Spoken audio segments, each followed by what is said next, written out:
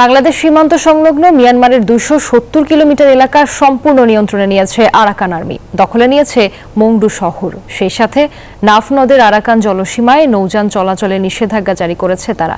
এমতাবস্থায় সীমান্তে নিরাপত্তা বাড়ানো সহ আরাকান আর্মির সঙ্গে অর্থবহ আলোচনার আহ্বান বিশ্লেষকদের।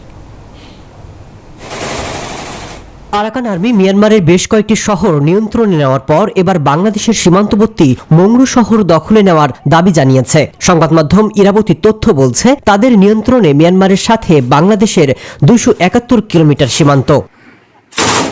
আরাকান আর্মি মে মাসের শেষ দিক থেকে মংড়ু আক্রমণ শুরু করে, আর সীমান্তবর্তী এই শহরের সম্পূর্ণ নিয়ন্ত্রণ পেতে ৬ মাস সময় লাগলো গোষ্ঠীটির। ইরাবতীর তথ্য বলছে, আরাকান আর্মি এখন বাংলাদেশের সীমান্তবর্তী মিয়ানমারের ৩টি শহরের নিয়ন্ত্রণ নেওয়ার দাবি করেছে, যেগুলো হচ্ছে রাখাইন প্রদেশের মংড়ু, বুথিংডাং এবং চীন প্রদেশের পালেতোয়া, যেখানে ভারতের সীমান্তও রয়েছে।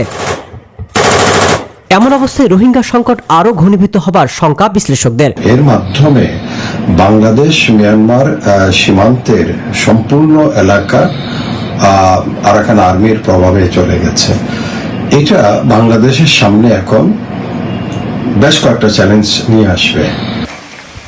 সেই সাথে সীমান্তে নিরাপত্তা বাড়ানো সহ আরাকান আর্মির সাথে সরকারের অর্থবহ আলোচনার আহ্বান বিশ্লেষকদের। রোহিঙ্গা প্রত্যাবাসনে আরাকান আর্মির সাথে বাংলাদেশ সরকারের রোহিঙ্গা প্রত্যাবাসনে কি ধরনের একটা ব্যবস্থা বা আয়োজন বা বোঝাপড়া বা কূটনৈতিক সম্পর্ক বা কূটনৈতিক যেখানে অ্যাপ্রোচ, সেগুলো এখন সামনে চলে আসবে। তো এগুলো এখন বাংলাদেশ সরকারকে কৌশল প্রণেতা, আমাদের যারা কৌশল প্রণেতা আছেন, তাদেরকে গভীরভাবে এটা চিন্তা করতে হবে এবং সে অনুযায়ী পদক্ষেপ গ্রহণ করতে হবে।